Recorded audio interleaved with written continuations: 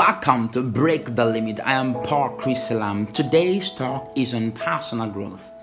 In Philippians chapter 3 verse 13, Paul writes, "Brother, I do not consider that I have made it my own. But one thing I do, forgetting what lies behind and straining forward to what lies ahead." There is so much to attain to, but to get there we must close the growth gap. Growth or growing for our species is an absolute necessity. It's part of the human life cycle. When we are born into this world, we grow from being a child to a teenager, from a teenager to young adult, from young adult to adult, from adult to old age. These biological changes are natural to life. So also should be personal growth. It's necessary to grow in all aspects of our life if we are to thrive. Now, beside the few things we mentioned earlier, you may ask, why growth? Because that's just what living things do. Living things grow. We therefore have two choices in life. We either grow or die from the lack of growth. Now, if that's what we must do to survive, then it means that we have the capacity or potential for growth. But potential is a possibility. We have to tap into that possibility by deliberately setting growth goals. Why grow? You may ask again. You may not know what you are fully capable of achieving until you set a course for something and pursue it. We as a species have an unlimited potential for growth. But there are several mistakes I have observed we make about personal growth. Number one, we refuse to upgrade. Because of the advancement in technology and breakthrough in sciences, professionals in those fields are required to constantly go through periodic upgrade in order to meet the demands of their respective industries. For instance, in the medical field, young doctors are required to retake an arduous exam every 7 to 10 years to keep their credentials. There is also an additional law that requires physicians of all ages to complete a complex set of requirements every 2 to 3 years. Another example, pilots after getting a bachelor's degree in aeronautical engineering, aircraft operation, aviation, or related field, they must complete 2 months of ground training, needed more than 1,600 hours of flight experience. On top of that, there is a yearly training for aircraft pilots. They are tested in 9 different areas.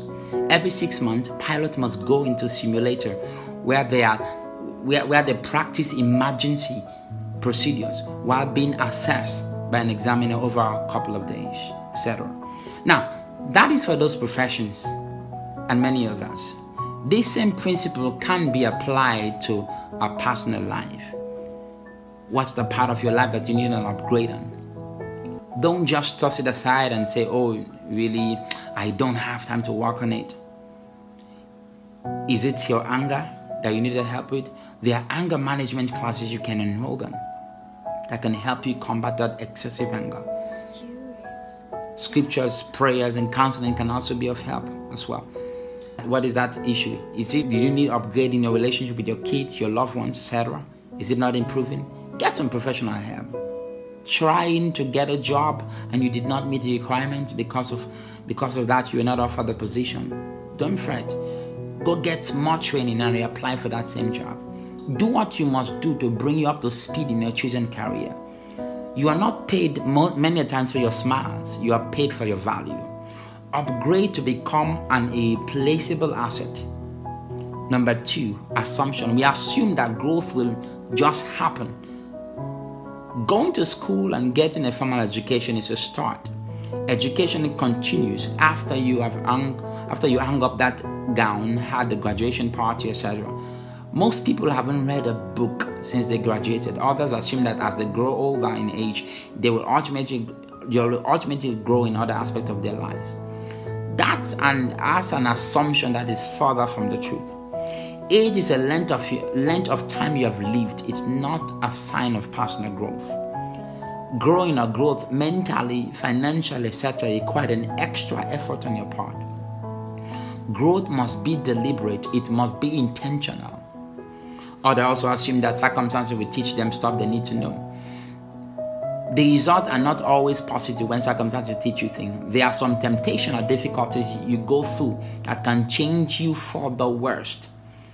Don't just leave your goal to time and chance. That's not the way God intended for you to live. You are a deliberate creation. You did not happen by accident, despite the event that brought you here. If you must grow, stop the assumption. Growth must be intention. Two things I believe we must do about growth. Number one, commit to grow daily. Committing to grow daily takes time. Take time daily to focus on your personal growth. I would suggest 30 minutes to an hour daily. Focus on that part of your life that you're having challenges with. Draw up a plan to overcome those challenges. For example, if your focus is spirituality, for instance, you want to get close to God, set aside time for fellowship with Him. Set aside time for studying of the scripture, meditation, etc. It can be a special time of the day or night. Number two, be consistent. What I mean by that is that don't do it today and the next day you stop and pick up a month after. It is said that the secret of success lies in your daily routine. What you do daily determines who you become. Your greatest adversary is not the devil. Your biggest obstacle is not people. Your greatest adversary and your biggest obstacle is your flesh. Overcome it and you'll become the person you were always meant to be. God bless you.